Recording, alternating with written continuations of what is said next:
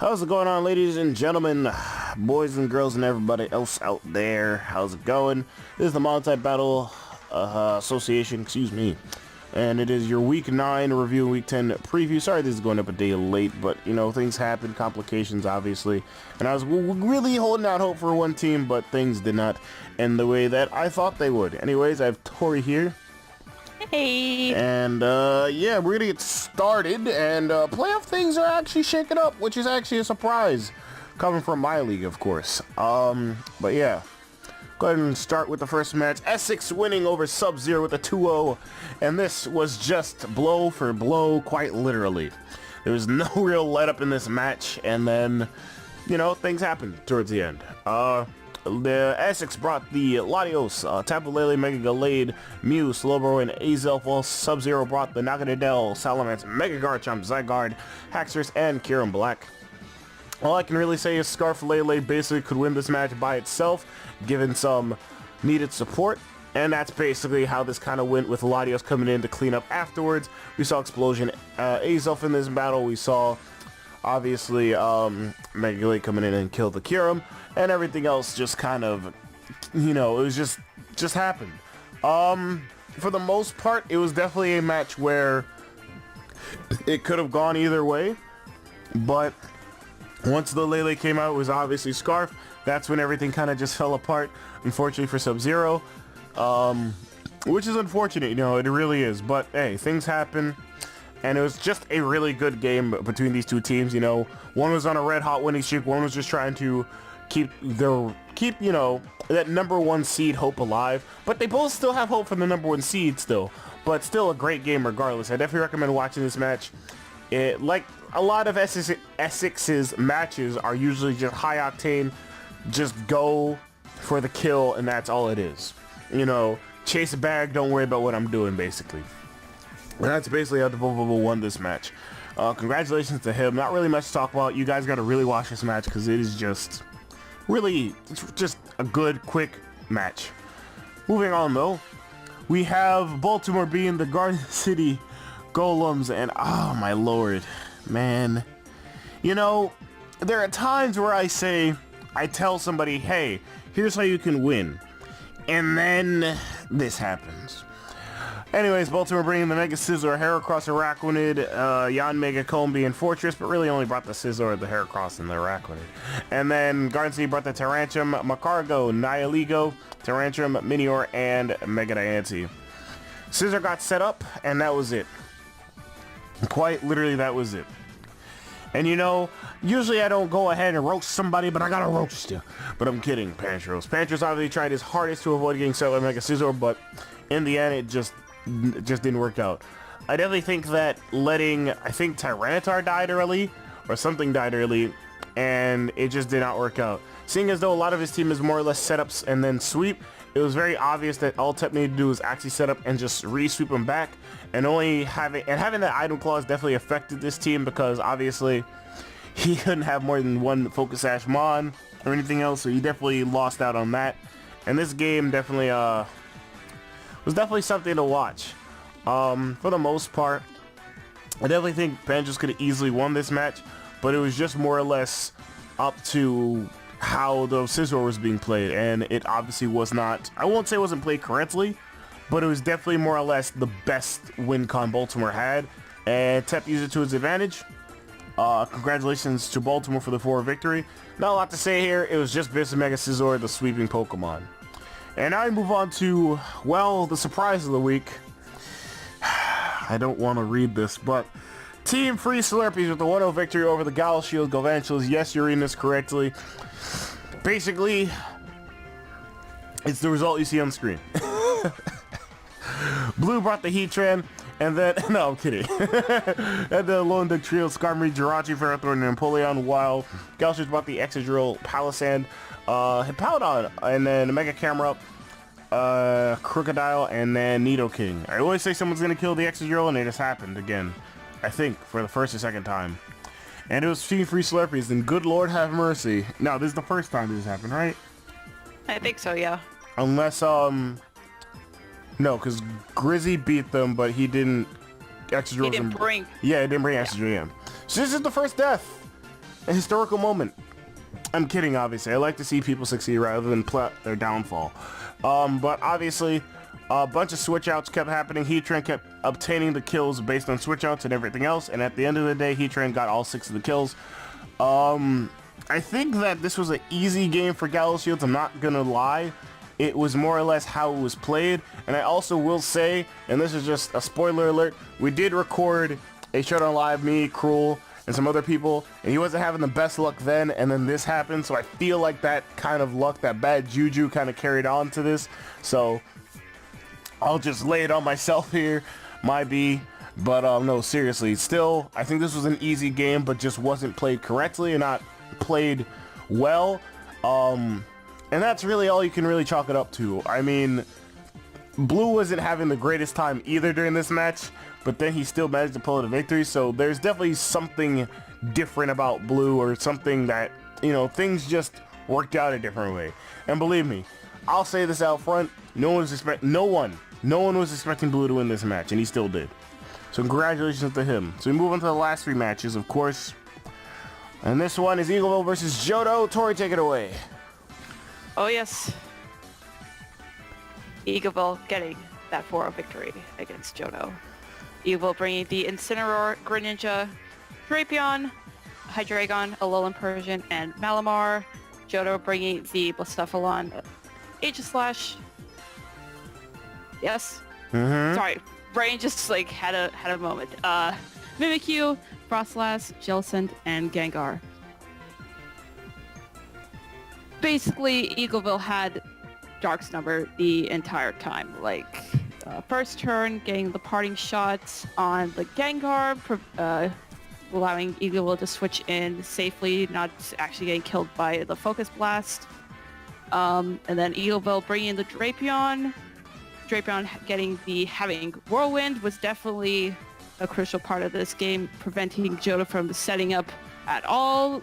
I think the Aegislash was able to get Weakness Policy and Autonomize, but then it just got Whirlwind out, so that was basically a moot point. Mimikyu got up Swords Dance, Whirlwind out, and then also the Eagle had the Pursuit on Drapion, which prevented JoeDoe from actually doing anything pivoty after it was revealed, and basically lost the Gengar one-hit kill by the Pursuit. Basically, Eagleville just rolled over Dark this entire game, and they did a very good job. Congrats to Eagleville. Yeah, when we talk about type advantages, this is definitely a match where we saw, oh shit, it matters this time, huh? So yeah, there is that, this game, of course. But we move on to the next match where we had Nova beat Orange Inc. And I'm just going to preface this and say, God damn, this match was just weird to watch. But you know what? It'd be like that. Go ahead, Tori. Yep, Nova bringing the Diggersby, Porygon 2, Mega Pidgeot, Exploud, Silvally. I don't even know what the type of it was. I don't think it even came out this battle. Nope, and didn't even touch the field. Yep, and Orange Inc. bringing the Mega Mawile, Tapu Koko, Tapu Bulu, Azumarill, Klefki, and Megairna. Alright, so Nova definitely played this game very well. I think Nova definitely killing the Klefki turn 1 was a super smart idea. I think it was probably the Fire Blast from Exploud or something like that. Blowing that away first turn. I think also, like, both Nova played well, and then also Orange Inc. just played kind of strangely. I think setting a Belly Drum, Z Belly Drum in front of Porygon 2 when your Ori had damage on it. Terrible idea. Just set up and then died in the same turn. Didn't get to do much of anything. And basically Nova had this, could have been slightly smaller differential if there wasn't that Iron Head flinch on the Tapu Bulu at near the end of the match. Would have at least maybe narrowed the differential a little bit. Obviously that didn't happen. King, yeah, played very well this game, and Orange Inc. just floundered a little bit. Just couldn't do what he probably was planning to do. Yeah, let me just explain it real quick. If you're gonna set up Trick Room, that's fine. But to Aqua Jet, when you know he's probably going to want to preserve Pidgeot just in case, I think you could have set up the belly drum there and then could have won out from there, or at least tried to win out from there. It just didn't make any sense why you would do it.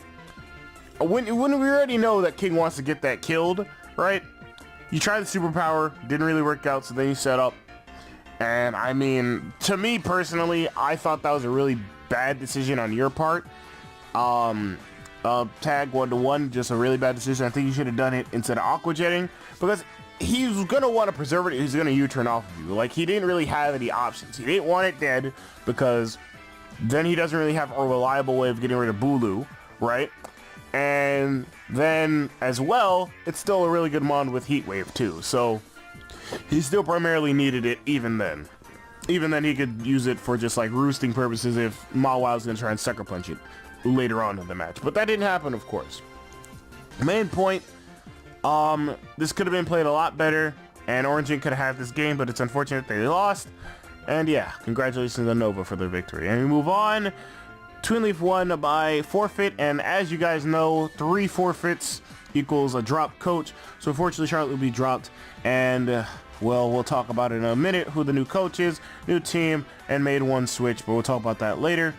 But it's unfortunate, but Grizzy does get this victory, and he's already on a win streak, so I think he would have continued this week, but we'll never know. Moving on, me and Tori went 2-4 this week, ending at a 30-24 record. And good Lord have mercy, it looks like we're going to keep picking the same games. But we'll talk about that later, of course.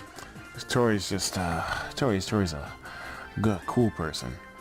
Oh, yeah. Now, when we talk about standings, we have to talk about who's in, who's out still. What's the over-under on teams? All right. Now, as you guys can clearly see, the Clayton Charge Bugs are the new team coached by Tori. Tori's going to be playing the last 2 games, and that's really it. I mean, it's not a full season, so I didn't want to have to go bring in a new person and tell them, hey, your team's totally out of the playoffs, but I need you to play these 2 games, because no one's going to want to do that. So there's that. Tori's totally out, but she can still fuck up people's chances at playoffs. Blue is somehow still doing really, really well for himself. He's still out of playoff contention.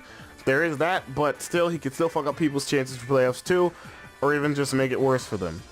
Now, here's the interesting part. Baltimore has a chance to make playoffs because of who they play for the last 2 weeks. They play Nova, and I believe they play Twinleaf? No. They play Nova, and they play someone else. Oh, Essex. They play Essex. Baltimore. Yes. Yeah. Right. Okay, so Baltimore can easily make it in the playoffs if they beat Nova. And then if Orange Ink decides to lay over and lay down and just not do anything and just keep losing, and if they beat Nova, of course, then they make it in the playoffs. And they just need to win their last 2 games. Because winning those last 2 games is very important for Baltimore making playoffs. Because once they hit that 7-loss line, that's it. They don't make it. Orange Ink can make it too. Here's the catch. Orange Ink just needs to win. They need to win out. That's purely all they got to do. Because they have a higher differential than Nova. Unless they win 1-0 each, and then Nova wins better than they do, Nova will officially be able to jump them. Because, you know, well, they're still going to be able to jump them, basically. But you all know the +6 margin, basically. My point is that Orange Ink needs to get outside of that 6 in order to jump Nova if both of them end up winning a lot. That's the problem. They can easily just not make playoffs. Nova, on the other hand, just needs to win. If they win, they knock Baltimore out, and they could possibly knock out Orange Ink if Orange Ink decides to lay down and lose. It's very possible. All right. Now, for the last 7 teams, we have to talk about not number 1 for the first teams we're going to be talking about. Excuse me. Garden City just needs to keep winning. Garden City needs to just win. That's it. If Garden City keeps losing, we're going to see them fall out of playoffs too. Yes, it is still possible for Garden City to fall out of playoffs, given their differential and their record, and even JoeDoe could fall out just because based on record. Eagleville, not too much, but I think every 5-4 team is capable of falling out, but believe me, it's going to take a lot, and I mean a lot, to fall out for some of these 5-4 teams. Some of these 5-4 teams can also get the number 1 spot. Twinleaf just needs to basically win the rest of their games and hope Galaxies and Essex lay down and lose. SubZero needs Galaxies, Essex, and Twinleaf to lose their last 2 games so they can get themselves on top of that spot, and needs the differential too. They only need differential over Essex and Twinleaf primarily. They almost have it over Twinleaf, but Essex would be a harder journey. Essex needs to win their match, and they need Galaxies to lose, and then they have the #1 spot. Because, well, you know, if Galaxies loses, they'll probably be out of 6 range. If Essex wins, they'll probably be out of that 6 range too, so they'll be able to jump them based on that. Galaxies needs to win, and yeah, that's really it. Galaxies needs to win. They can secure the #1 spot with wins, but we'll see what happens. It'll be more explained as we move along into the final week. Believe me, you'll have a dedicated section. It's just really hard to dedicate it now because we're trying to get this video out. I didn't have time, me and Tori work, yada yada yada. However, moving on, we had 2 transactions where we had the JoeDoe Joltix drop their Oracle Sensu that they have never used, maybe once, maybe, I don't think ever, for Grigas, and then the new Clayton Charge Bugs picked up Electivire dropping the Rotom Frost, which I think is a pretty alright trade, but we'll see how it benefits them for their last 2 games of the season. Moving on, we move on to our predictions, and we're predicting Baltimore to beat Nova. I want Baltimore to primarily win because they have had a shit season, and they are now just turning it up and could possibly get that 8th seed and maybe make a deep run into the playoffs if they so choose. Remember, Tep was the winner of the DDL Season 2, so you never know what could happen here. He'd definitely be a dark horse in the playoffs. King does have the possibility and the, I guess, team to win this match, but it's definitely going to be a coin flip in my opinion. There's going to be one turn where things are going to go wrong for one team, and the other team's going to take advantage of that, or one turn where something's going to miss, or some status condition, or just RNG.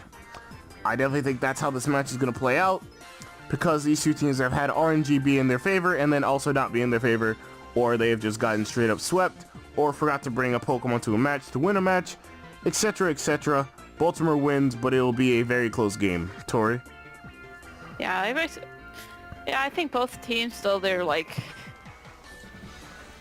trying to get into the playoffs, I think both teams are going to play definitely very hard to try and win. I think Baltimore has shown, as they did last week, the ability to, you know, take advantage of any weak spots that the opposing team can have, and I think Baltimore, though it's going to be definitely a hard-fought match, I think Baltimore is going to take it. Nope. Yeah. All right, moving on, we have Essex versus Garden City.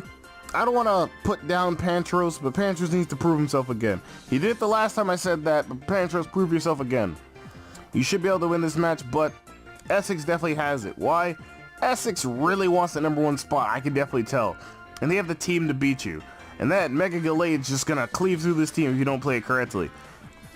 And I'm going to give you some really good advice. Rock-type Pokemon can also be really defensive. And also good with special defense too. And I'm going to give you some more hints here. Just because you have Pokemon that have Sturdy does not mean they cannot catch hands. It also does not mean just because you have Pokemon that have a Focus Sash does not mean they cannot get prioritied and killed. You need to play this game carefully, but Essex does not. Essex can easily blow you out the water with the Metagross, with the Mega Galade, with the Latios even going as far to use the Tapu Lele, and even the Crossbow could actually show up for a change. Who knows? This could be a really good match. Essex definitely has the capability and definitely has the better team and probably, I guess, more motivation to actually, you know, get that #1 spot and at least keep their seeding high for playoffs. But we'll see how everything works out. Tori? Yeah, I think, definitely Essex has every motivation in the world to win this game, so I think Essex is going to pull out all the stops to beat Garden City. It's not impossible for Garden City to win, but, I mean, Essex has the team to beat for this match. Like I'm going to say it again, the cards are stacked against you. Please prove to me that you can do it. Otherwise, well, maybe we won't see you in playoffs. Next game is the SubZero Syndicals versus the Galaxies Galvantulas. This game is going to be very close, I believe. Galaxies should be taking it in good fashion. Though I don't think Galaxies exactly has the best team to handle this, they do have something like Flygon and Garchomp. One of them could be Scarfed, and one of them could hold a berry. And also, this team is very, very good in the sand, wink, wink, and that could definitely come this week. Regardless of that side comment, though, this team is very much able to bring out the best in their Pokemon. And I definitely believe that despite SubZero's one loss now, after their very much just a great win streak, I think that this will be a close game. Though I believe in SubZero from an objective standpoint, I think that Galaxies definitely wants to try and secure up that #1 seed, but we'll find out in due time, of course. Tori? Yeah, I think, though I have my biased opinion, I think Galaxies, yeah, definitely has like I said, every motivation to play their heart out and win this game, secure the #1 seed. Definitely not impossible for SubZero to win. I think SubZero has shown, despite last week's loss, that they have the ability to win. I think that Galaxies has the setup ability and just like the power in general in their team to beat SubZero. It's definitely going to be a close match, just like the Baltimore match. But we're going to see obviously in due time. Last few matches, Tori will obviously start off with. We'll start off with Eagleville versus Team Free Slurpees. We'll pick Eagleville. Tori, tell him why. Yes, well, definitely Blue has shown that he's definitely capable of winning matches, as we saw last week.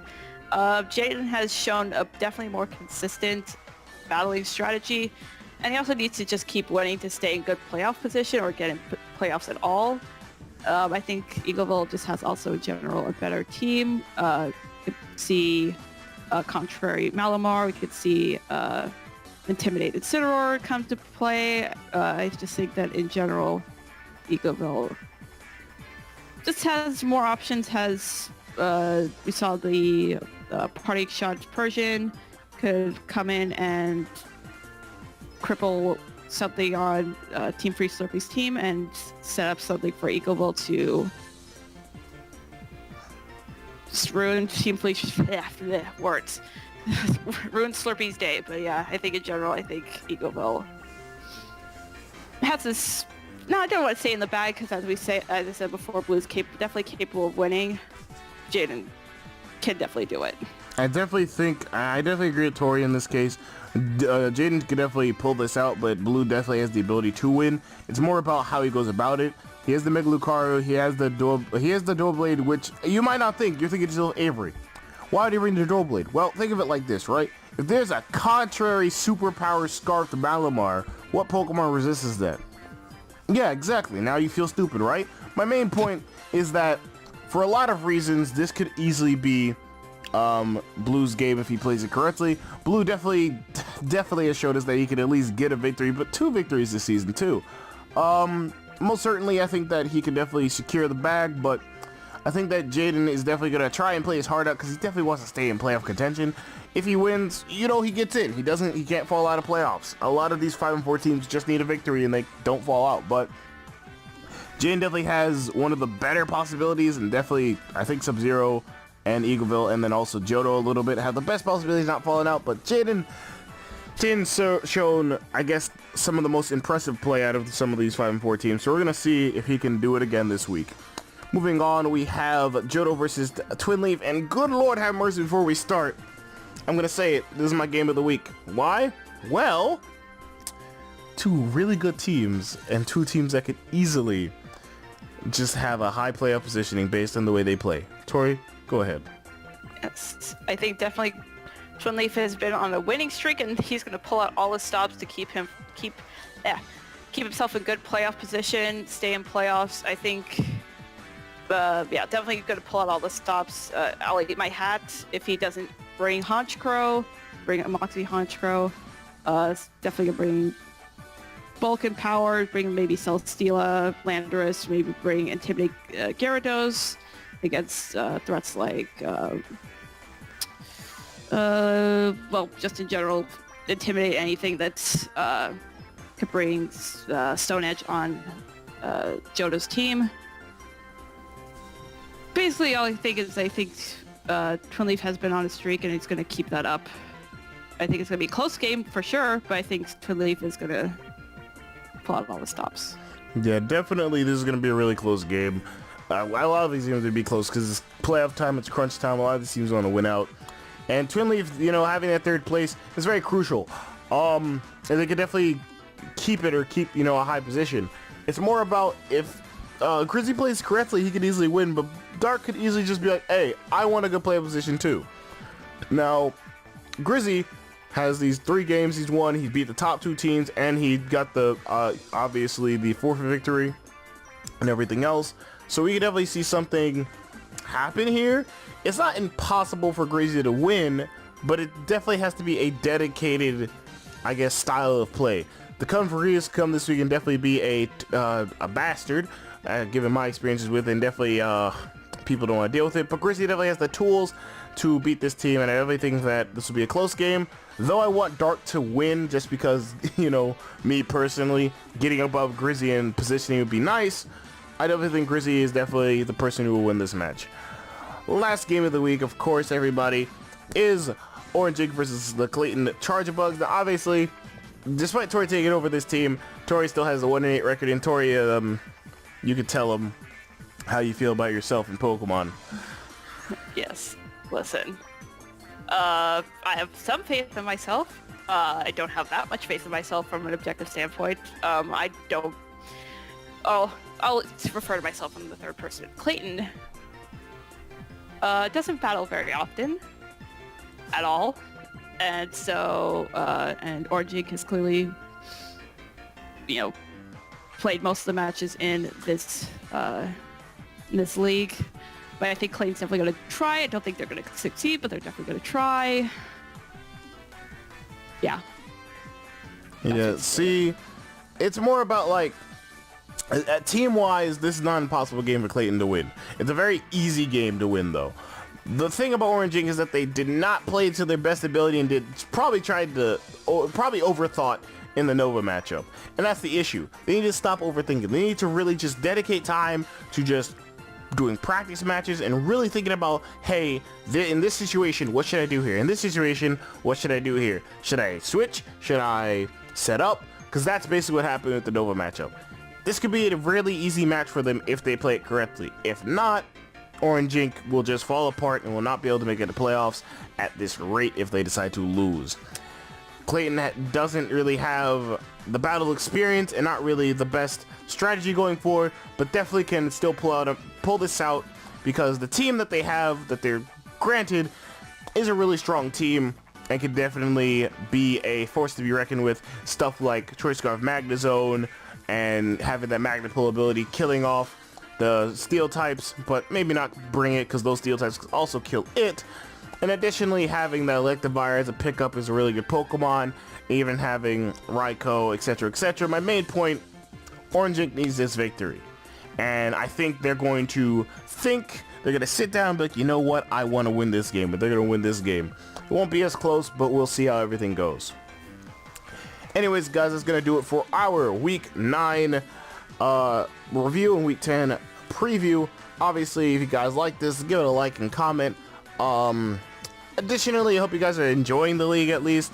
If you guys want to see, like, us actually talk about, like, highlights that happen throughout the battle, you guys can always leave a comment like that. I'm thinking about doing it for the next league, but that's a lot of work for me and Tori, obviously. And that requires a lot of scripting and such for something that we do, basically just for fun. But, of course, I'm not against it, but, let us know, of course. But I hope you guys like this, and Tori, you can say bye. Bye. And we'll talk to you guys later.